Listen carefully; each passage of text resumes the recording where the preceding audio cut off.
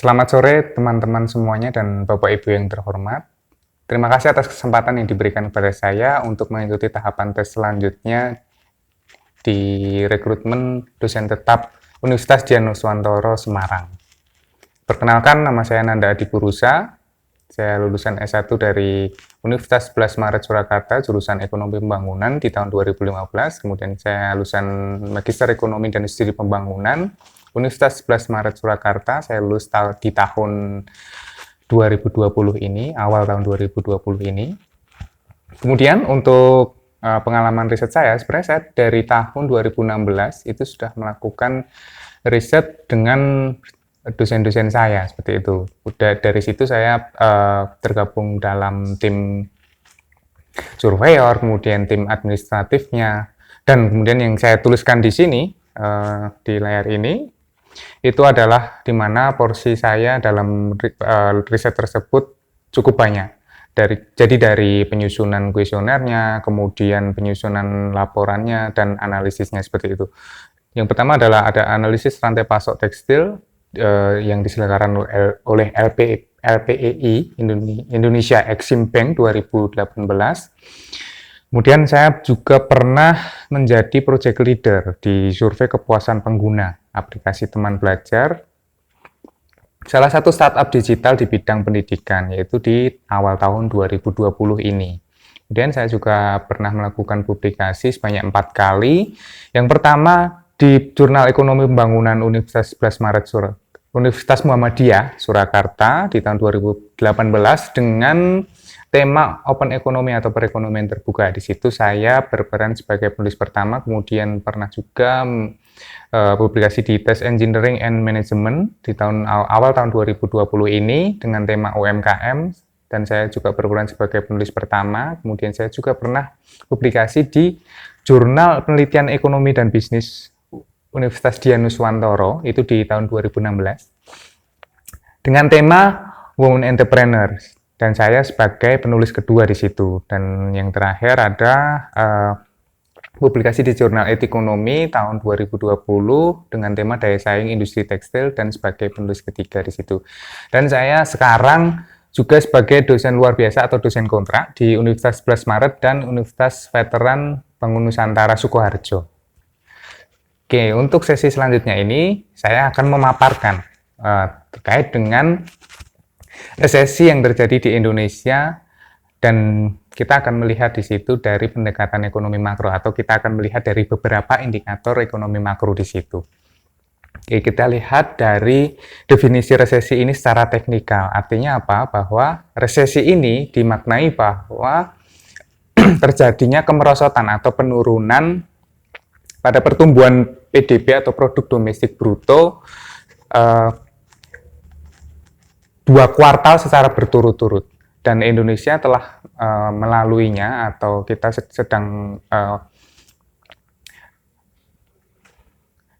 terjadi resesi, yaitu di seperti yang ditunjukkan di data berikut, ada di kuartal 2 tahun 2020 ini dan kuartal 3 tahun 2020 ini, di mana pertumbuhan PDB kita adalah minus 5,32% dan minus 2,9%.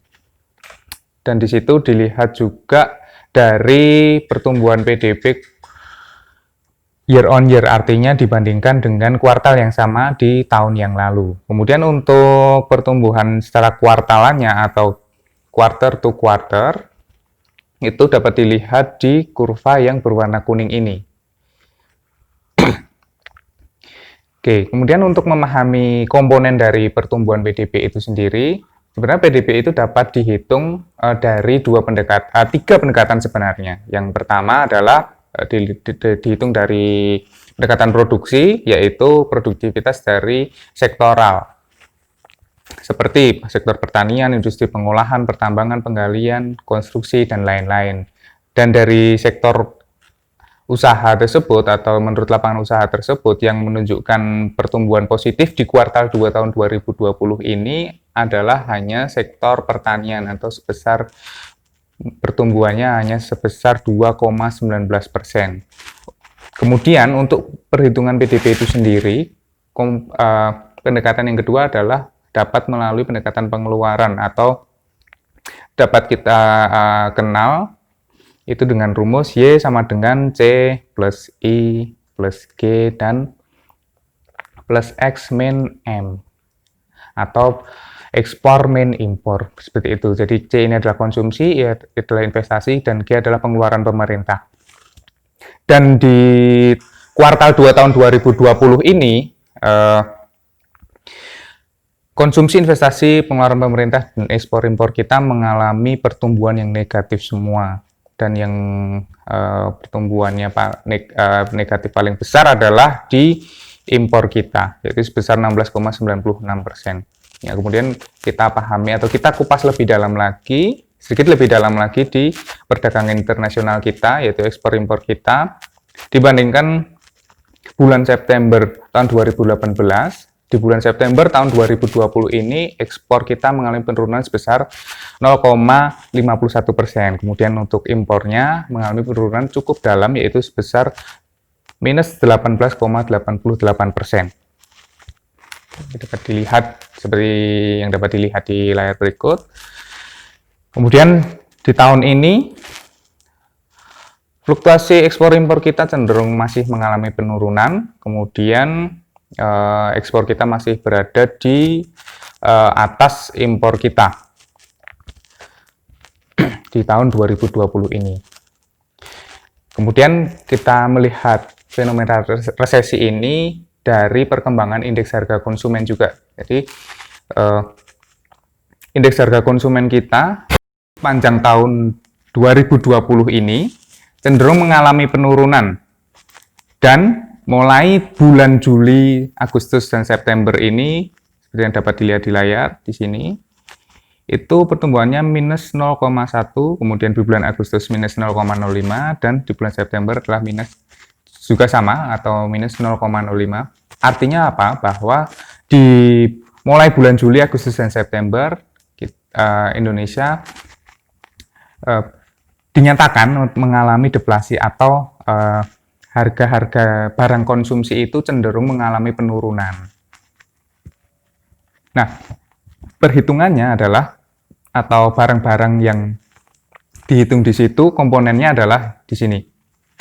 Ada makanan, minuman, tembakau, kemudian pakaian, alas kaki, kemudian perumahan, air, listrik, perlengkapan, dan pemeliharaan rutin rumah tangga, kesehatan, transportasi, dan lain-lain. Jadi di situ artinya bahwa barang-barang tersebut, harga-harga barang tersebut cenderung mengalami penurunan atau mengalami deflasi mulai bulan Juli, Agustus, dan September. Seperti hukum permintaan, yaitu di mana ketika konsumsi itu mengalami kelesuan atau kemerosotan, jadi permintaan konsumen itu adalah cenderung turun, dan harga di situ juga akan cenderung turun juga. Jadi dapat kita lihat dari fenomena resesi di Indonesia di tahun 2020 ini, yang penyebab utamanya adalah karena pandemi COVID-19.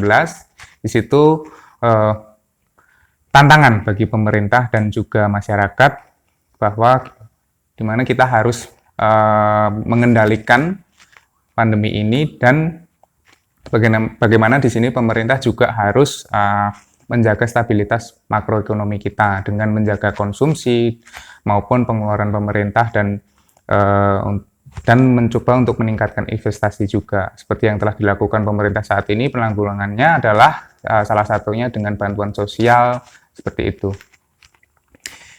Oke, demikian perkenalan dan sedikit pemaparan materi dari saya. Semoga sedikit memberi manfaat juga buat Bapak Ibu semuanya dan teman-teman semuanya. Terima kasih atas kesempatannya. Selamat sore.